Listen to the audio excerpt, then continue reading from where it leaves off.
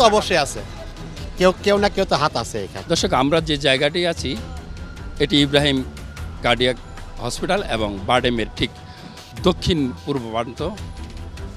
আমার ডান পাশে রাস্তাটা চলে গেছে যথারীতি কদমপাড়া অর্থাৎ প্রেস ক্লাবের দিকে, আর এই চিপা গলিটা দিয়েই সাধারণ পাবলিক যাতায়াত করে মেট্রো রেলের স্টেশনে ওঠে এবং দুটো হসপিটালে যাতায়াত করে। এই যাতায়াতের পথটা সংকুচিত হতে হতে এখন একটি সরু ক্ষেতের আইলে পরিণত। এর প্রধান কারণ দেখতে পাচ্ছেন আমার বাম পাশে অনেকগুলো দোকান, এই সারিবদ্ধ দোকানদাররা বলছে তারা পেটের তাগিদে এখানে দোকান বসিয়েছে, কেউ স্বীকার করছে না তাদেরকে কেউ বসিয়েছে, কিন্তু কেউ তো একজন আছে যে বসিয়েছে। স্বীকার না করাটা যেমন অপরাধ, একইভাবে এই চলাচলের পথ যে ব্যক্তিটি বললে আঙ্কেল সাইডে দাঁড়ান, তার কিন্তু যাতায়াতের অসুবিধা হচ্ছে।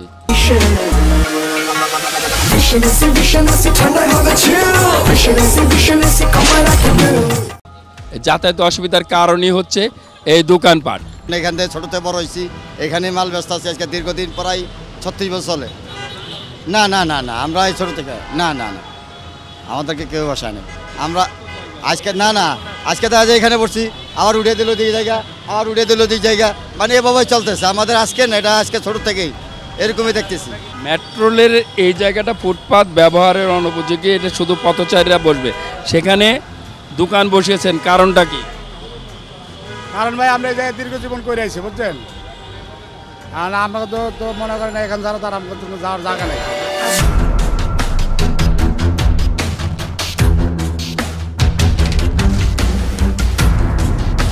ফুটপাতে দোকান বসানোর সুযোগ নেই, আপনি বসাচ্ছেন, আপনাকে কে বসালো? না, কেউ অনুমতি দেয় নাই।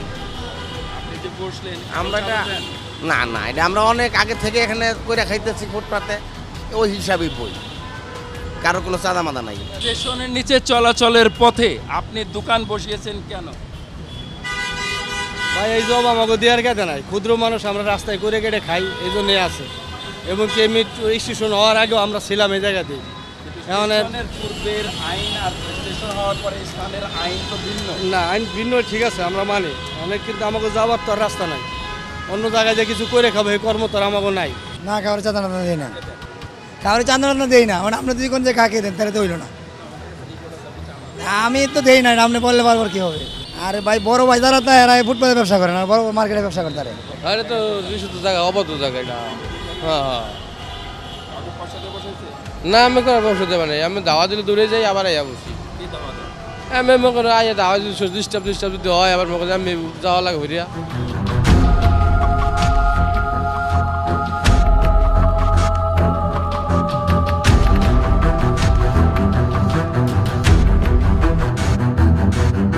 এটা তো অনেক আগে হইতে দোকানদারি করে দিতেছে সবাই এই জায়গায়। আমরা অনেক আগে হইতে এই জায়গায় দোকানদারি করি। একজনকে মার্ডার করছে, আপনি মার্ডার করবেন না, আমি তো এইসব বিষয়ে কিছু জানি না। বিষয়টা কে জানে? দোকান তো আপনার না, মুরব্বী আছে একজন, উনি আছে ওই জায়গায় আছে। আমরা তো কারো অনুমতি নেই নে বাবা, কি জন্য সিটি কর্পোরেশন এসে আমাদের উঠোই দেয়, আমরা চলে যাই, পুলিশে উঠোই দেয়, আমরা চলে যাই, কি জন্য আবার এসে আমরা বসাই। আমাদের পেটের জ্বালায় আমরা এগুলো করি, কি জন্য? আমরা যদি এখন দোকান না করি, আমার মতন বৃদ্ধ এখন না খাইয়ে মরতে হবে, আমার সংসারটা ধ্বংস হয়ে যাবে বাজান। এই যে পথ সংকুচিত হচ্ছে, এটাকে আপনি কিভাবে দেখছেন?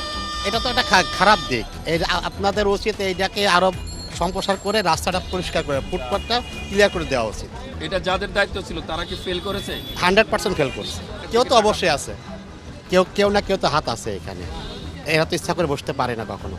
এরা একটা ফুটপাথের জায়গা, সামনে মেট্রো রেল, এরা কিভাবে বসবে? কেউ না কেউ তো এখানে তাদেরকে দিয়ে তো এই যে তাদের স্বার্থ হাসিল করে। এটা তো অবৈধ, এই যে আমরা চলাচল করতে পারতাছি না, দেখেন এই যে কীভাবে দোকানপাট বসেছে, এটা তো আমাদের রাস্তা পাবলিকের। মানুষের চলাচলের পথ আটকে দিয়ে দোকানপাট করা।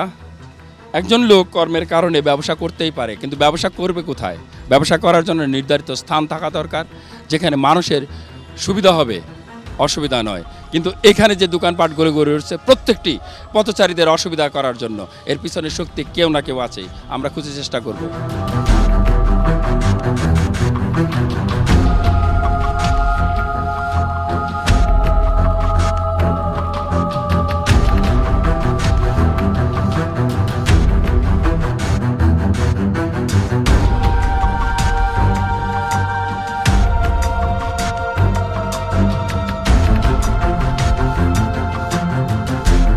আমরা এই ফুটপাতের দোকান বসা নিয়ে 2 থানায় কথা বলেছি। একটি শাহবাগ থানা বলছে যে এই অংশটি আমাদের নয়, রমনা থানার দায়িত্বপ্রাপ্ত কর্মকর্তার কাছে এসেছিলাম, তিনি জানিয়েছেন ব্যবস্থা নেবেন।